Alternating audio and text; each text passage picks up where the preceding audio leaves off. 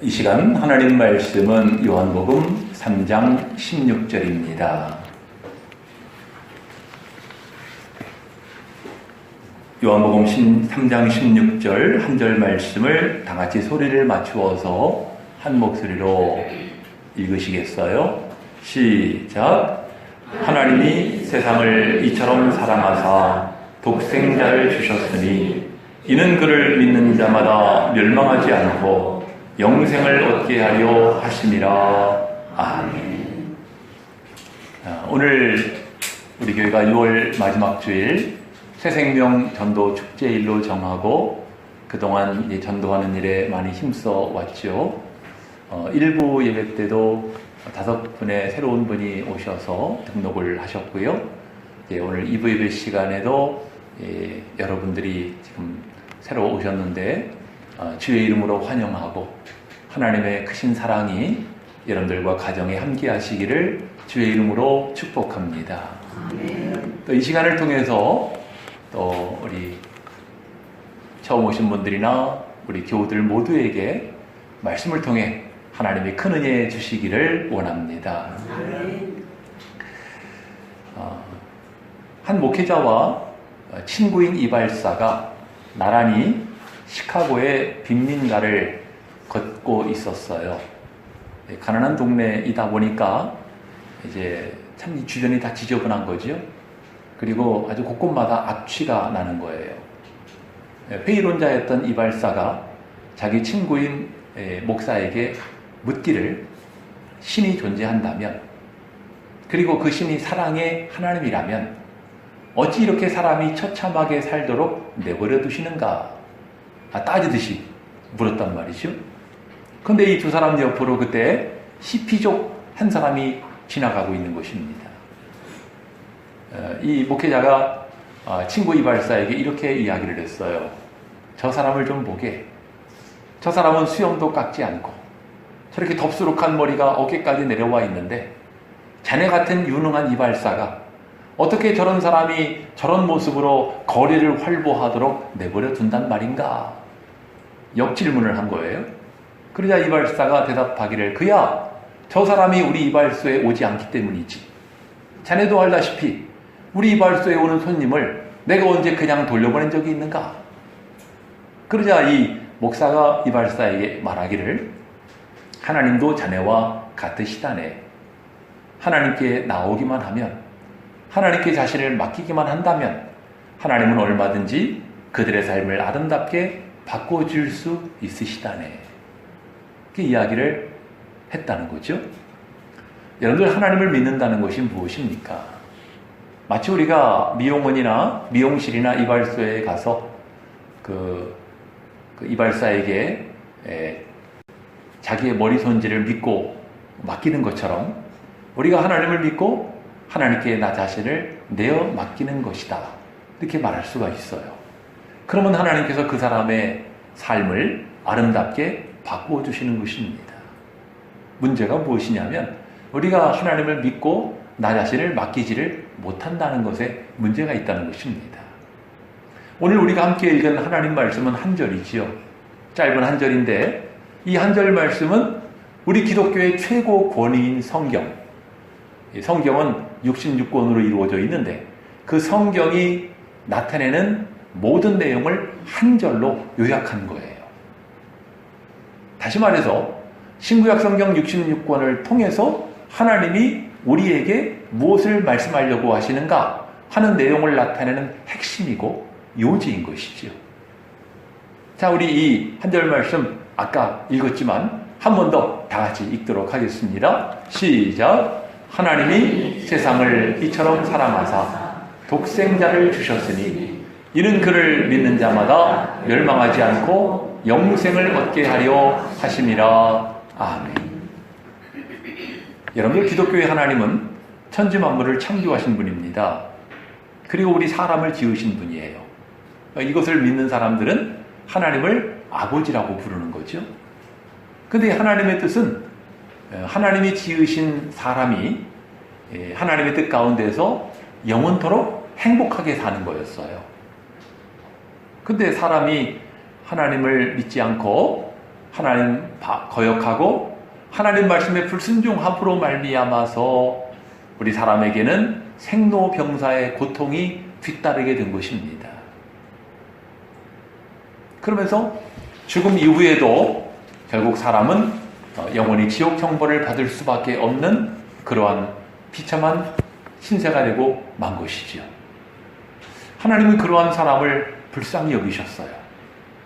그래서 하나님이 지으신 세상과 사람을 사랑하셔서 그들을 구원하시기 위해서 바로 하나님의 독생자를 세상에 보내어 주셨는데 그분이 바로 예수 그리스도시죠. 여러분들, 예수님이 세상에 오셔서 참 착한 일을 많이 하셨습니다. 근데 그 가운데 가장 크고 중대한 일은 바로 우리 죄를 위하여 자기의 몸을 버리신 거예요. 십자가에 못 박혀 죽으신 것입니다. 십자가에 못 박아 죽는다는 것은 얼마나 처참한 일입니까? 끔찍한 고통이지요. 하나님은 왜 자기의 독생자를 처참하게 죽도록 내버려 두셨을까요? 그 이유는 피 흘림이 없으면 죄사함도 없기 때문이에요. 우리가 믿음으로 구원을 받는다고 그러는데 그게 이 단순한 것이 아닙니다.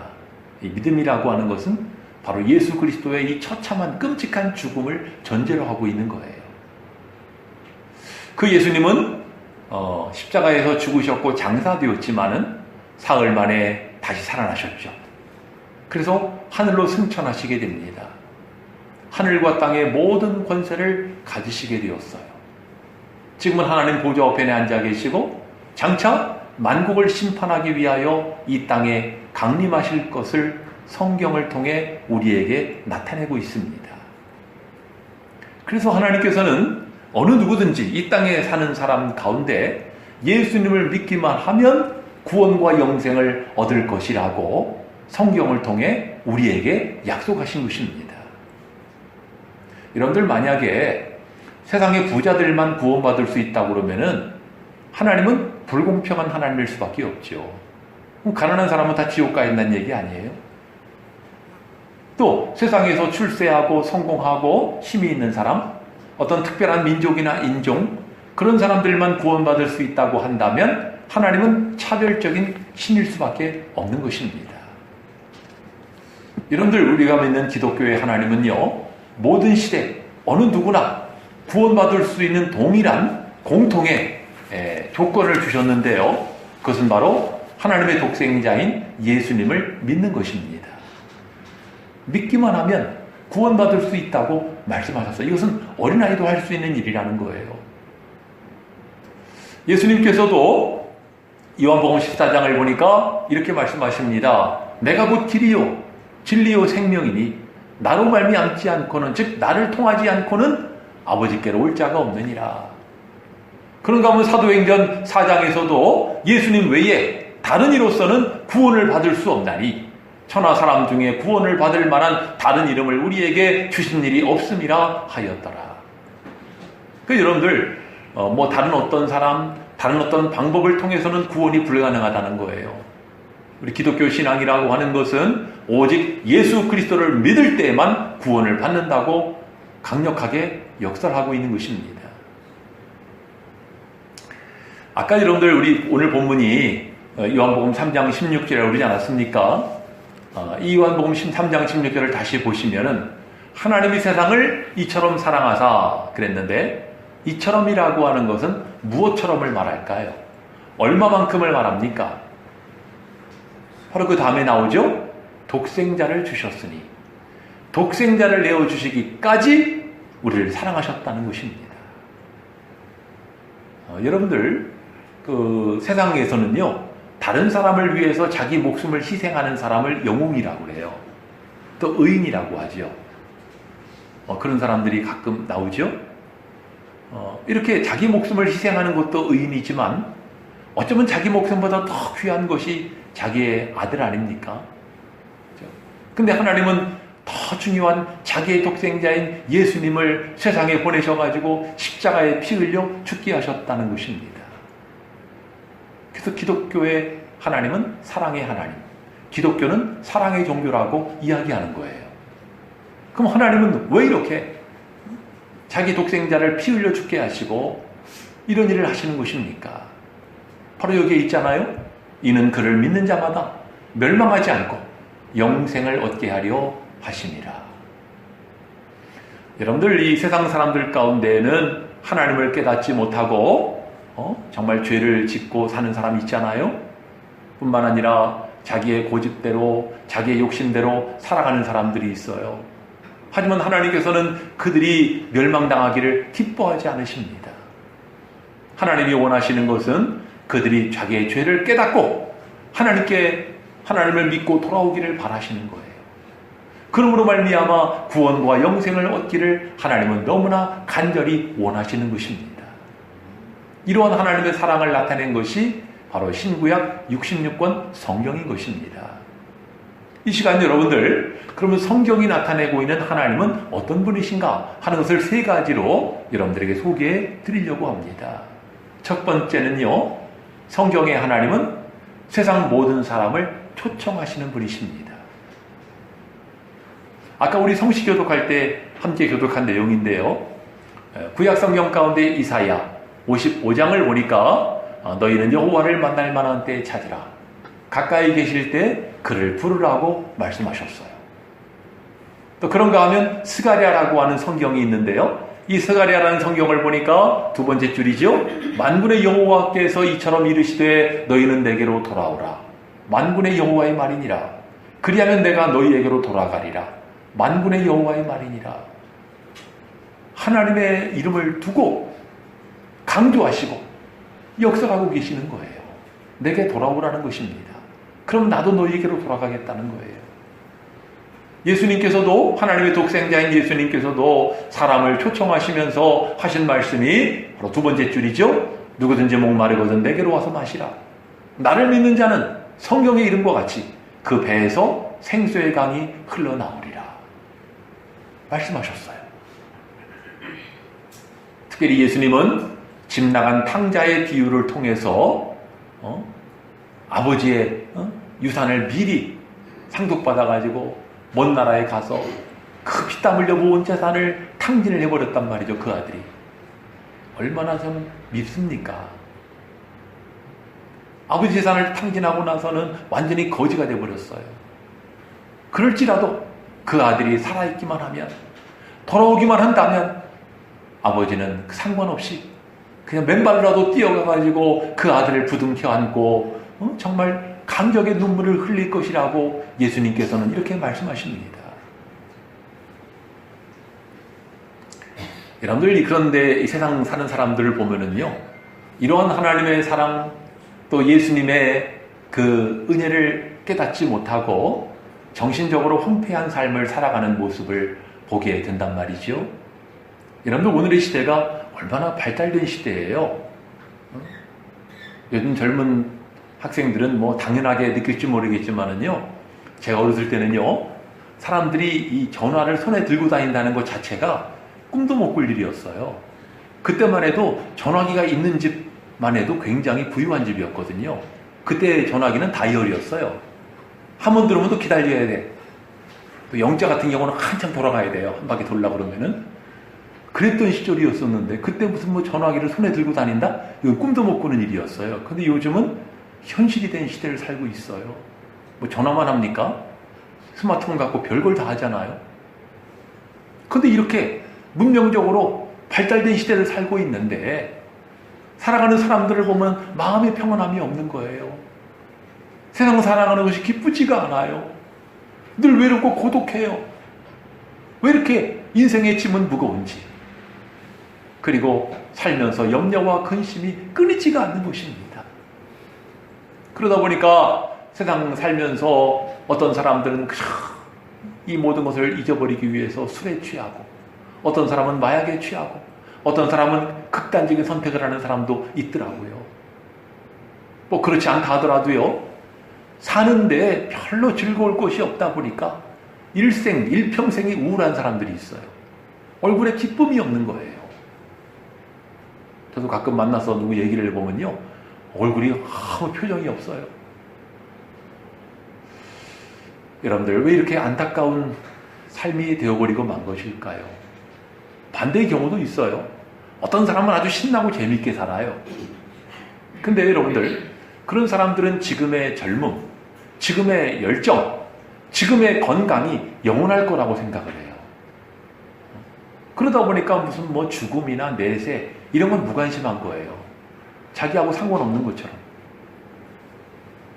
그런 사람들은요, 현재를 즐겨라. 라틴어로 까르페 디엠이라고 하는데, 이 까르페 디엠, 현재를 즐기는 거야. 이렇게 살아가고요. 옛날에는 죽기 전에 뭐 버킷리스트라고 그래가지고 죽기 전에 이루고 싶은 소원을 뭐 이루어가는 거라고 그랬는데, 요즘은 뭐 죽기 전까지 갈 것도 없어요. 살아있을 때 하고 싶은 거 다 하고 살자 해가지고 버킷리스트. 그러고 살아가고 있다는 것입니다. 여러분들, 세상을 살아간 연세 많으신 분들의 이야기를 들어보면요, 공통적으로 하는 이야기가 인생은 짧다는 거예요. 너무나 신속히 날아간다는 것입니다. 뜻밖의 그날은 덫과 같이 온다는 거예요. 그 여러분들, 아무리 뭐 즐거운 인생을 산다고 해도 그 사람마다 잠재적으로 두려움이 있어요. 언젠가 그날이 닥쳐올 것이라고 하는 두려움이 있는 것입니다. 여러분들, 세상 살면서 자녀를 키우면서 야, 만약에 오늘 밤에 내가 죽는다면 어떻게 될까? 이런 생각을 안 해본 사람 없잖아요. 모든 사람이 다 겪는 일이기 때문에. 그래서 신학자인 폴 틸리가 이런 유명한 말을 했어요. 모든 세상 사람에게는 세 가지의 회색 그림자가 있다는 거죠. 그 세 가지 그림자는, 첫째는 공허감, 둘째는 죄책감, 셋째는 공포감이에요. 공허감이라고 하는 것은 아무리 가져도, 아무리 먹어도, 아무리 누려도 뭔가 허전한 거예요. 채워지지가 않아요, 마음에. 또 죄책감은 뭐예요? 남들 앞에서는 나는 뭐 잘났다, 나는 의롭다, 잘못한 것이 없다라고 이야기하지만 내 양심이 나를 괴롭히는 것입니다. 그래서 무슨 안 좋은 일을 만나면 야, 내가 옛날에 무슨 죄를 저질렀는데 그것 때문에 천벌을 받고 있는 것이 아닐까, 이런 막연한 두려움에 사로잡히는 거죠. 죄책감. 공포감은 뭐예요? 언젠가 분명히 죽을 건데 죽은 다음에는 어떻게 될 것인가, 이런 공포감이 우리에게 있다는 거예요.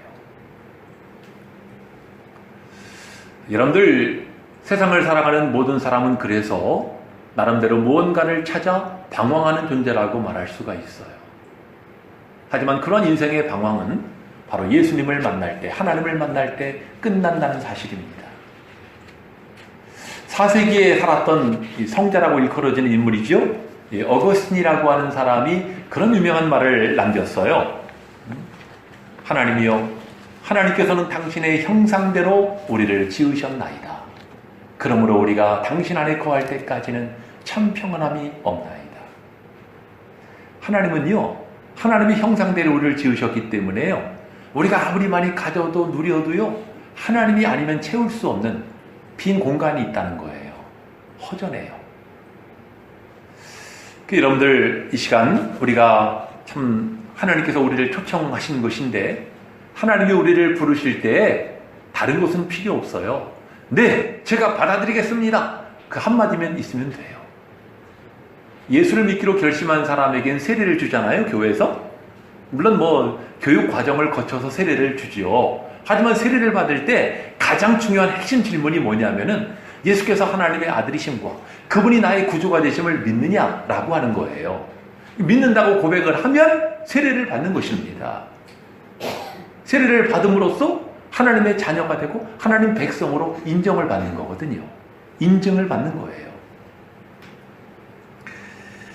여러분들, 오늘 이 자리에 오신 여러분들은 뭐 여러 가지 사정, 여러 가지 연유로 이 자리에 오셨겠습니다만은 궁극적으로는 하나님이 여러분들을 부르신 줄로 믿습니다. 바라기는 이 자리에 오신 여러분들의 이 응답이 하나님의 사랑을 믿고 또 예수님을 영접하는 그 영생에 이르는 계기가 될 수 있기를 원합니다. 두 번째, 성경이 나타내는 하나님은요, 자기 백성을 택하시는 분이십니다. 택하시는 분. 자, 하나님께서 이 많은 사람을 초청을 하셨는데, 초청을 받아서 왔다고 해서 그 사람들이 다 하나님의 자녀가 되는 것은 아니에요. 그 가운데 하나님이 택하시는 사람이 존재한다는 것이고 구원받을 자들을 택하신다는 거예요. 예수님의 시대를 예로 들어보죠. 여러분들 예수님의 초청에 많은 사람들이 몰려들었어요. 물론 예수님이 병자를 고치고 하니까 이제 많은 사람들이 또 몰리기도 했죠. 그렇다고 해서 그 사람들이 끝까지 예수님과 함께 했던 것이 아닙니다. 그들 가운데 많은 사람들이 또 예수님을 떠나갔어요. 그들은 왜 떠나갔을까요? 뭔가 기대감을 갖고 찾아왔는데, 근데 예수님 얘기를 들어보니까 자기들의 생각과는 다른 거예요. 예수님 말씀하시기를 나는 하늘로부터 내려온 생명의 떡이다. 내 살을 먹고 내 피를 마시는 자는 영생을 얻는다고 하셨거든요. 그러니까 여기 있는 사람들이 이 말을 들었을 때 오늘 우리식으로 말하면 우리가 식인종이냐? 우리가 흡혈귀냐? 우리가 무슨 뭐 당신의 살을 먹고 당신의 피를 마신단 말이냐? 이상한 사람이네 하고 떠나가 버린 거예요. 여러분들 깨닫지 못하면 떠나갈 수밖에 없어요. 깨닫지 못하면 순종하기는 어렵습니다. 성경을 보면 예수님께서는 여러 가지 비유를 말씀하셨는데요. 그 가운데 천국에 대한 비유를 말씀하신 것이 있어요. 마태복음에 나오는 말씀인데 천국은 마치 자기 아들을 위하여 혼인잔치를 베푼 어떤 임금과 같다. 그 이후의 내용을 제가 여러분들에게 이야기로 소개해 드리겠습니다. 잘 들어보세요. 예수님 말씀을 제가 이야기로 만든 거예요. 이 임금이 자기 아들의 혼인잔치이기 때문에 너무나 귀한 자리이기 때문에 거기에 올 사람들을 엄선해서 미리 초청장을 보냈단 말이죠. 초청장을 보냈어요. 모년 모월 모일 모시에 혼인식이 있으니 꼭 참석해달라고 하는 초청장을 보냈어. 근데 이제 그날 그 시가 되어가지고 종들을 보냈어요. 그 사람들을 다 모시고 오라는 거예요. 이 종들이 갔더니 그 사람들이 한다는 말이 다 이구동성으로 사양하는 거죠. 나는 갑자기 무슨 일이 생겨서 오늘 못 가겠다 그러고, 누구는 뭐 나는 뭐 뭘 했으니 못 가겠다 그러고, 너들은 다 못 온다는 거예요. 초청받은 사람들이. 종들이 와서 보고를 하니까 이 임금이 화가 났어요. 그래서 임금이 하는 말이, 초청받은 그 사람들은 이 자리에 합당하지 않다. 너희는 지금 즉시 가서 길가에 가가지고 만나는 대로 악한 자든지 선한 자든지 사람들을 다 초청해서 데리고 와라. 그래가지고 많은 사람들이 그 잔치 자리에 모이게 된 거예요. 그 사람들은 원래 잔치하고는 아무 관련도 없던 사람들입니다. 그 사람들이 다 모이게 된 거예요. 임금이 이제 이 사람들을 둘러보다가 보니까 예복을 입지 않은 사람이 하나가 있는 거예요. 그 사람에게 다가가서 묻기를, 친구요, 어찌하여 그대는 예복을 입지 않고 있는가? 그랬더니 그가 유구무원이에요. 그 임금이 이 사람을 쫓아내보내라 하고 명합니다. 참고로 여러분들 이 내용만 이렇게 이해하면 이해가 안 되죠. 아니 뭐 예복을 언제 입으라고. 근데 여러분들 이 유대 관리에는요, 임금의 잔치와 같은 그런 중요한 잔치에는요, 들어가는 입구에 예복이 다 쌓여 있어요. 여러분들 찜질방 가면은 찜질복 다 쌓여 있잖아요. 처럼 그 예복이 쌓여 있는데, 그러니까 이 사람은 없어서 안 입은 게 아닙니다. 입기가 싫다는 거예요. 그 여러분들, 이 사람은 결국 내 청함은 받았지만은 난 내 식대로 하겠다는 것 아니겠어요? 결국 임금이 쫓아내라고 그랬어요. 예수님께서 이 비유의 결론으로 하신 말씀이 바로 이 말씀입니다. 청함을 받은 자는 많되 택함을 입은 자는 적으니라. 오늘날도 예수님을 영접하기로 하고 신앙생활을 하기로 한 사람 가운데는 내 취향, 내 습관, 내 스타일, 내 방법으로 하겠다고 주장하는 사람들이 있어요. 죄송한 말이지만 그 사람들은 초청은 받았을지 몰라도 택함을 입은 것은 아닌 거예요. 하나님께서는 어느 누구를 막론하고 모든 사람들이 다 정말 이 하나님의 이 잔치에 참여하기를 원하십니다. 하지만 그 부르심에 응답해서 온 사람들이라면 옛 생활을 청산하고 하나님의 방식대로, 즉 하나님 말씀대로 하고자 하는 마음이 있어야 한다는 것입니다. 여러분들, 오늘날 예수를 믿기가 참 어려운 이유가 뭔지 아세요? 교회만 나오면 되느냐? 그런 건 아니잖아요. 예수를 믿기가 참 어려운 이유는요, 예수를 믿어도 내 스타일, 내 방법대로 살고자 하기 때문에 어려워요. 예수님을 믿고자 한다면 주님의 방법을 따라야 되지 않겠어요? 어느 집의 잔치 자리에 가면 그 잔치, 그 집의 법도를 따라야 되지 않겠어요? 그 상례잖아요. 오늘 우리도 마찬가지인 것입니다. 진정한 믿음에는 순종이 필요하다라고 하는 것입니다. 이 자리에 여러분들은 초청을 받으신 분들인데요. 여러분들 모두가 초청만이 아니라 주님의 택함을 받으시기 바랍니다. 그 택함이 결국 우리를 구원과 영생에 이르게 하는 것입니다. 세 번째, 성경이 나타내는 하나님은 함께 하시는 하나님이십니다. 함께 하시는 하나님. 하나님은 초청하시고 초청한 사람들 가운데 택하시고 그리고 택한 사람과 영원히 함께 하시는 분이시죠. 예수님께서도 12제자를 택하신 다음에 그들에게 이렇게 말씀하셨어요. 너희가 나를 택한 것이 아니요 내가 너희를 택하여 세웠다.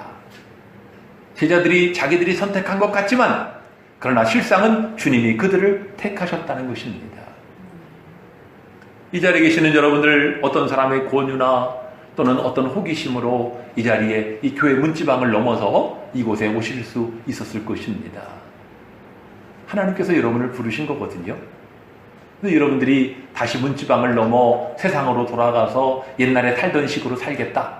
뭐 그럴 수도 있고 아니면 이 자리에 와서 오늘 말씀을 듣고 보니까 내가 정말 한번 하나님과 함께하는 삶을 살아야 되겠다. 이런 생각을 할 수도 있죠. 그 선택과 결정은 여러분들에게 달려있는 것입니다. 저는요, 이 교회를 찾아오신 분들이 어떤 연유로 교회를 왔든지 이런 마음을 가지셨으면 좋겠다는 생각이 들어요.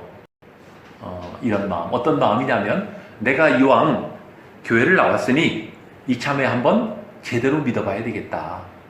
나중에야 뭐 어떻게 될지 몰라도 어떻게 된다 하더라도 내가 이왕 이렇게 왔으니까 어렵게 나왔으니까 이번 기회에 내가 한번 그동안 궁금했던 기독교 신앙에 대해서 한번 좀 알아나 봐야 되겠다. 한번 배워나 봐야 되겠다.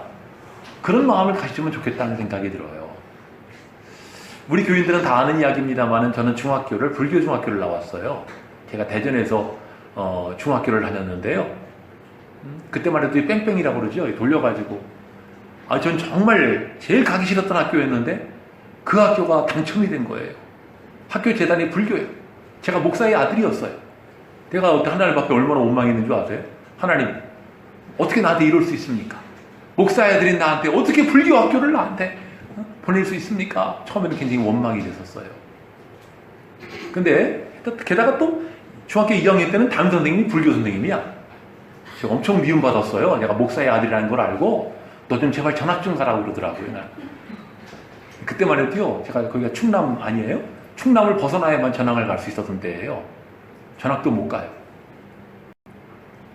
또 그 불교 중학교는요. 일주일에 한 번 또 법회가 있어. 기독교 학교는 채플이 있잖아요. 불교 중학교는 법회가 있더라고요. 가가지고 그 법당 다대미 방석에 앉아가지고 반야심경 다 외워야 되고 그거는 우린 찬송가 부르는데 거긴 참불가가 있습니다. 그런 거 노래 부르고 한단 말이에요. 그래서 지금까지도 반야심경을 외워요. 다른 건 다 잊어버렸는데 듣기만 해도 외워지더라고요.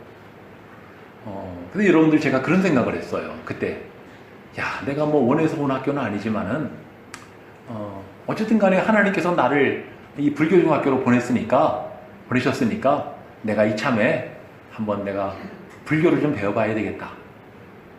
이런 기회가 아니고서 내가 언제 목사의 아들인 내가 언제 불교를 배우겠어요.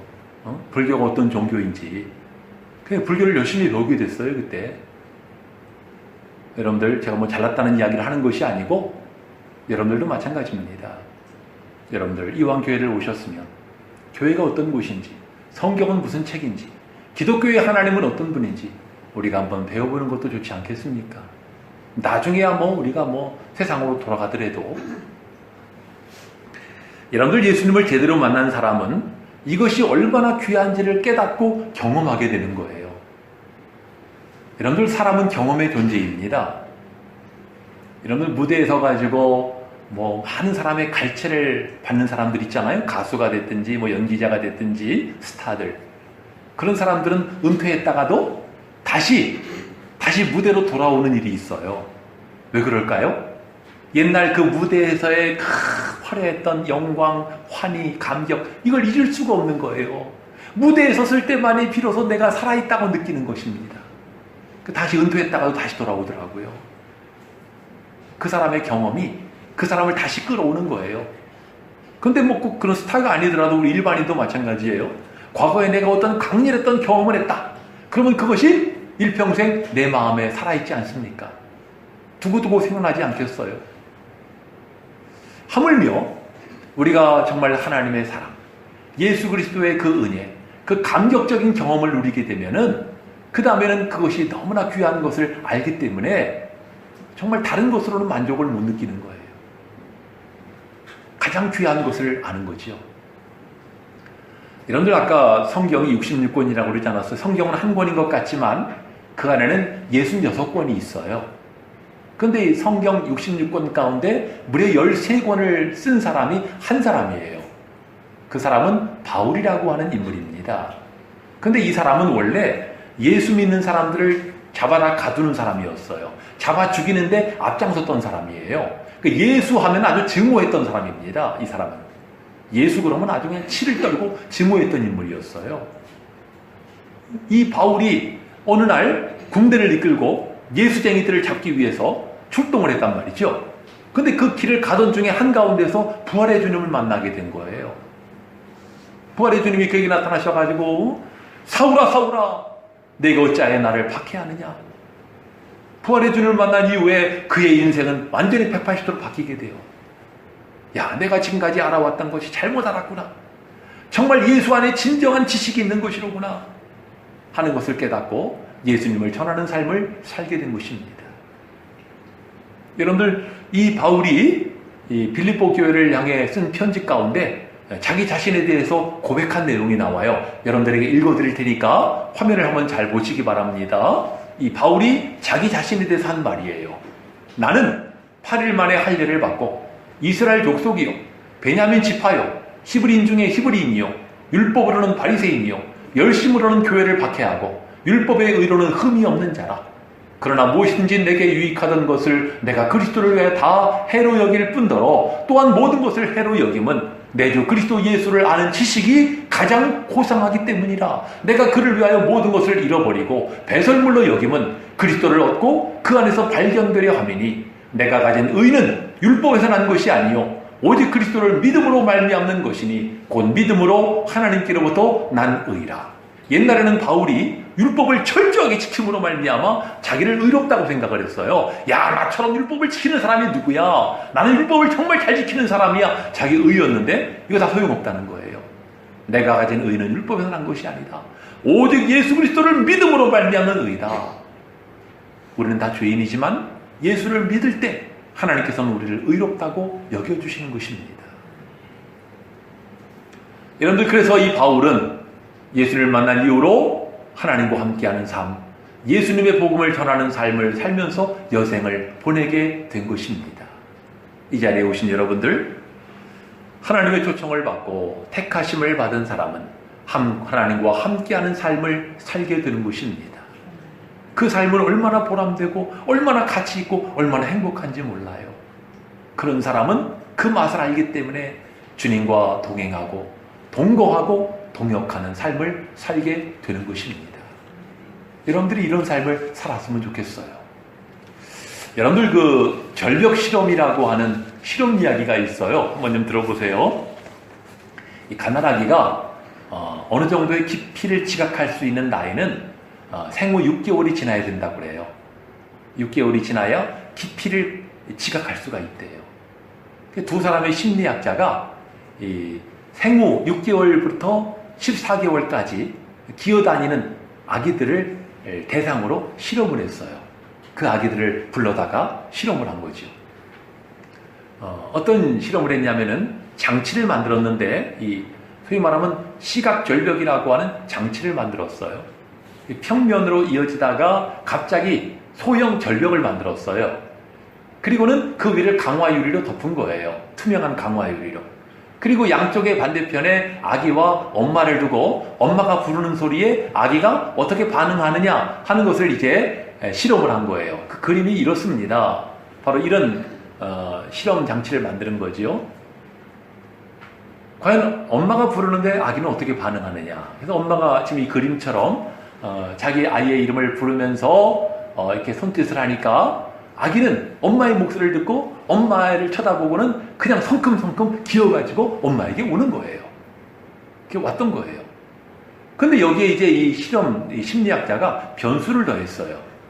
이번에는 엄마가 이렇게 반갑게 하지 않고 무표정한 모습으로 아기의 이름을 부르면 아기가 어떻게 반응하느냐는 거예요.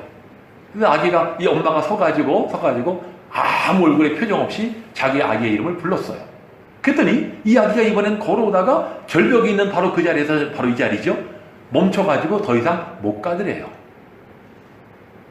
이 실험의 결과를 놓고 이제 어떤 그 그리스도인이었던 심리학자가 이런 결론을 내렸습니다. 우리 인생에도 불안하고 두려운 인생의 낭떠러지, 절벽을 만날 수가 있는데 사실은 건널 수 있다는 것입니다. 근데 중요한 것은 정말 하나님의 살아계심을 믿고 하나님을 의지하는 사람, 하나님을 바라보는 사람은 인생의 낭떠러지 가운데에도 그 길을 걸어갈 수가 있다는 거예요. 하지만 하나님을 믿지 아니하고 하나님을 의심하는 사람은 인생의 낭떠러지를 건너가기가 어렵다는 것이죠. 이 자리에 계시는 여러분들은 정말 하나님을 온전히 믿고 하나님께 자신을 의탁함으로 말미암아 인생의 어떤 낭떠러지를 만난다 하더라도 그것을 너끈히 이겨낼 수 있는 여러분들이 다 되시기를 바랍니다. 사랑하는 교우 여러분들, 이 시간 우리 인생의 주인이신 하나님의 부르심에 응답하시기 바랍니다. 하나님의 택하심을 받도록 우리가 하나님의 말씀을 받았으니 그 말씀을 읽고 말씀대로 내가 한번 살아봐야 되겠다, 이런 결단을 하시면 좋겠어요. 그럴 때 그런 여러분과 하나님은 함께 하실 것이고, 그리고 여러분들은 하나님과 함께하는 귀한 행복과 감격을 누리게 될 줄로 믿습니다. 이 은혜가 이 자리에 계신 여러분들과 함께 하시기를 주의 이름으로 축원합니다. 오늘 설교 제목을 좀 한마디 바꾸어서 같이 한번 해봅시다. 하나님은 당신을 사랑하십니다. 이것이 오늘 설교 제목인데요. 여러분들, 당신을 나를로 한번 바꿔보겠어요. 하나님은 나를 사랑하십니다. 저를 따라해 주시기 바랍니다. 하나님은 나를 사랑하십니다. 믿으십니까? 아멘이지요? 예, 우리 함께 예수 믿으세요 찬양하시고 말씀을 기억하시면서 이제 그 말씀을 기반으로 하나님께 고백하는 시간을 갖도록 하겠습니다.